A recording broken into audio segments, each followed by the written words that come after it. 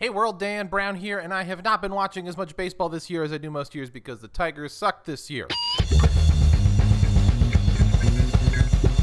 However, I am a baseball fan, so I have seen fit to at least watching the World Series, which is over now. Congratulations to the Boston Red Sox. Red Sox versus Dodgers, not the most exciting series of all time in terms of teams. Like, no underdog to root for. Both pretty good teams, right? But I watched Game 1, I watched Game 2, and then Game 3 on Friday night. Expected it to be, I don't know, a normal length baseball game. Instead, it wound up being the longest game in World Series history. It went 18 innings instead of the normal 3.5 hours. It went over 7 hours. It was like 2 baseball games in one. So instead of getting to bed around, I don't know, 12:30 or 1, I went to bed at like 4 a.m. Historic game to watch. I'm glad I did it, but I slept in the next morning, and so instead of waking up to the sound of sirens or my alarm clock, I woke up to a text from my partner telling me that there was an active shooter less than 2 miles away from where I live in Squirrel Hill at a synagogue. I'm still pretty new to Pittsburgh. I still have to use my GPS to navigate anywhere that I'm going for the most part, except for the area immediately around me, which includes this synagogue. As soon as I woke up and saw this text, I pulled up a stream of like MSNBC and the shots that they had of like the street that this is on. That's a street that I drive down with relative frequency. I know how to get there without using GPS. Very rare for me and a landmark in Pittsburgh. Like, it would be about a 20-minute walk for me to get there, and it would be a beautiful walk through a park, through a cemetery, a lot of trees, a lot of green, not a whole lot of like busy streets I'd have to be on. It was a terrorist act driven by hatred. We should call it what it is: terrorism, a hate crime. I'm incredibly thankful that the death toll isn't higher than it was, and I'm also very grateful. I was refreshing the page waiting for the names of the victims and the ages of the victims to come out. I'm incredibly relieved. I mean, not that it takes away from the scale of the tragedy, big picture, but no children were killed. I'm glad that the youngest person, I mean, it's terrible that they died, but the youngest person to be killed was 54 years old. So, I mean, I'm still processing what exactly it means that something so terrible happened so close to me. Like, if I had been awake at the time, I would have heard the sirens of the vehicles of the first responders heading there. Part of my processing this tragedy is just making this video. I don't necessarily have fully fleshed out conclusions to present to you. I'm just kind of free associating, managing my own thoughts about this, trying to come to terms with what it means. Like, it's dizzying for something, such a national, terrible news event to happen so close to me, but at the same time, it feels, at this point anyway, relatively similar to other mass shootings. Like, it doesn't register yet anyway that this happened in my own backyard. Like, the breathless cable news coverage is all the same. The wall to wall, the big front page stories on major newspapers. The New York Times is the one that I read. It just looks and feels very similar to mass shootings that didn't happen 2 miles away from me. A lot of my experience of this could well be identical to a mass shooting that happened in California or something. Like, if anything, the similarness here hammers home just how senseless all this violence is, right? The only unique insight that I can offer from living close to where this happened is that there is no real unique insight. The violence is just as senseless. It makes, no sense that he did what he did. It's insane that he had the means to do what he did. It's insane that we exist in a political environment that sickens, already potentially weak minds like his to the point of committing these acts. Like, that doesn't change with distance. That doesn't change with proximity. It all is senseless and stupid, and it means a lot, but it doesn't mean anything more insightful just from living 2 miles away. I'm going to continue processing this along with the rest of Pittsburgh. I hung out with some of my friends last night and heard their experience of learning that this was going on. One of my friends was working at the library in Squirrel Hill. I mean, that's where my partner and I go out to eat when we go out. Our favorite restaurant's there. It's called Everyday Noodles. Great place. If you're in Pittsburgh, you should hit it up. But that's just so close to where this would have happened. I'm sure they probably were locked down at the grocery store. As I checked out yesterday, they asked if I wanted to donate to victims of the shootings, and of course I did.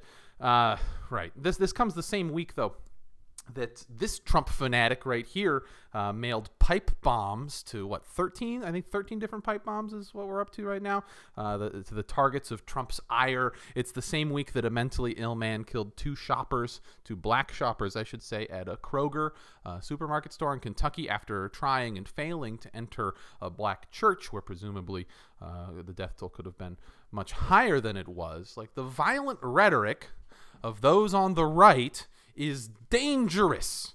I mean, they've run out of plausible deniability this week. They are culpable for the level of domestic terrorism we've seen just in the last week and in recent months, since the rise of Trump and Trumpism, as people cocoon themselves in media that confirms what they already want to believe about the world, as the media environment continues to further enable a cocooning of oneself in only the media narratives that support what you want to be true about the world. The more that these right-wing demagogues cash in on that trend, right, the more they radicalize an extreme and in many cases apparently mentally ill fringe. I mean, that's so dangerous. Many people are addicted, like literally, chemically, like on a brain science level, addicted to angry right-wing tirades, right? We're empathetic creatures, so when we intently listen to someone getting all hot under the collar, all angry, our heart rates rise with theirs, right? We get an adrenaline rush. If you've read 1984, like classic dystopian 2 minutes hate, it's exactly the same thing. And people who listen to their radios or listen to streams or watch live streams of these people going on their hateful tirades, that happens mostly in private. It's not something that you see people engaging in public. So the true number of people addicted to this sort of violent right-wing rhetoric it might not be something that's intuitively obvious. It's not immediately obvious. There are so many people who listen to the likes of Rush Limbaugh and Alex Jones and Sean Hannity, and yes, our president, Donald Trump. He's basically another right-wing talk radio news host.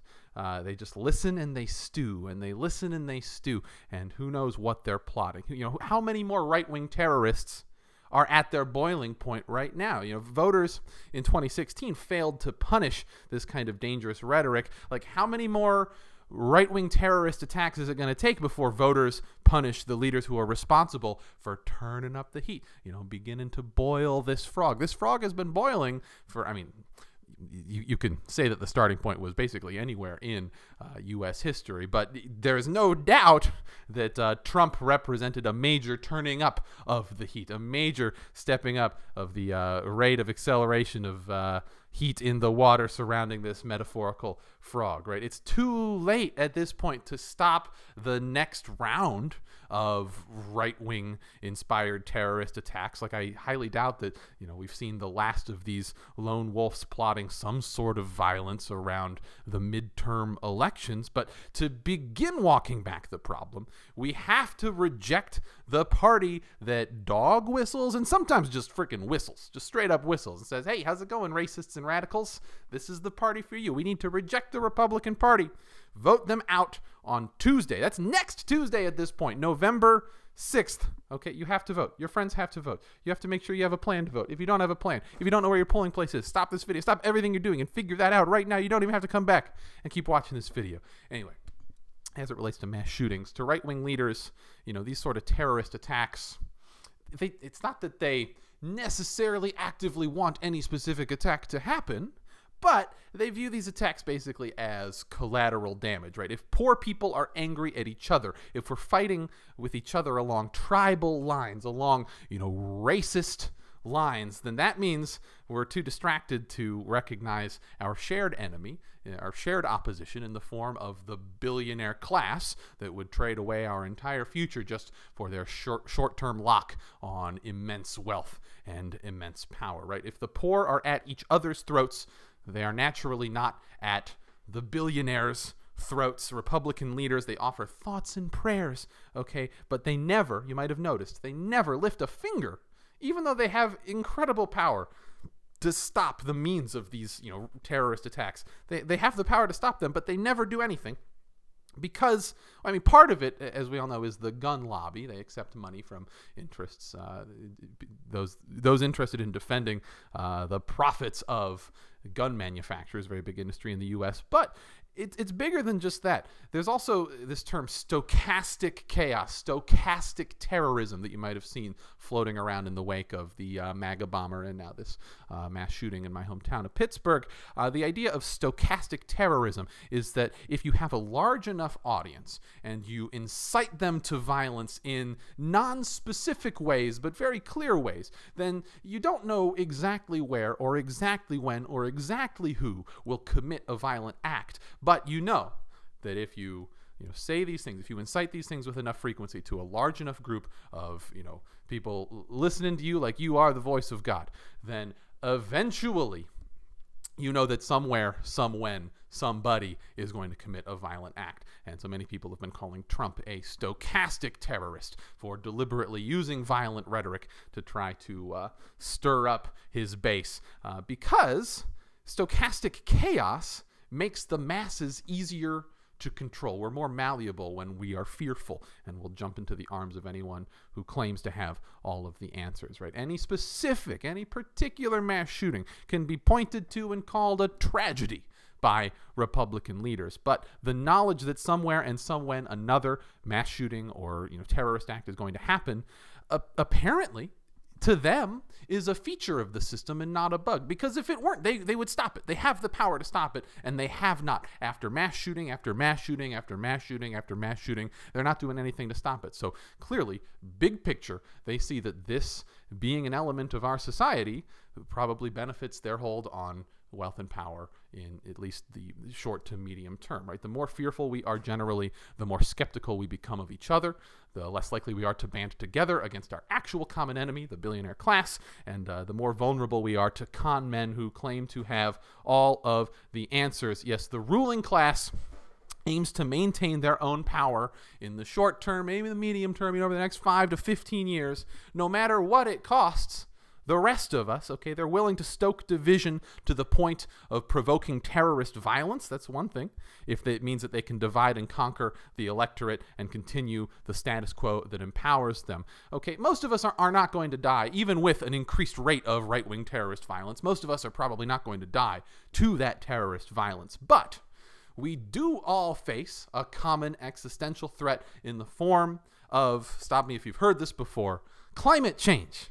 Okay, if the status quo, that same status quo that they're maintaining through stochastic chaos, at least in part, is a status quo that threatens all of our livelihoods by the year 2040, 2045, 2050. We'll be breathing in as much dust as we are oxygen, potentially. It's going to lead to the world's worst migration crisis, which will lead to political crises, which will lead to conflict and potentially nuclear war and potentially the end of all human life, right? It might seem like I'm shoehorning in a different issue here, but we need to start analyzing all news events through a climate lens. Okay, one of my main goals with Pogo Bat is to begin covering the climate crisis with as much urgency as is truly merited here, right? The mainstream media should be doing that, but they don't really report based on the importance of a story, right? They report based on the entertainment value of a story, based on how likely the masses are to click through or to watch from one commercial break to the next commercial break. So I'm trying to do my part here in this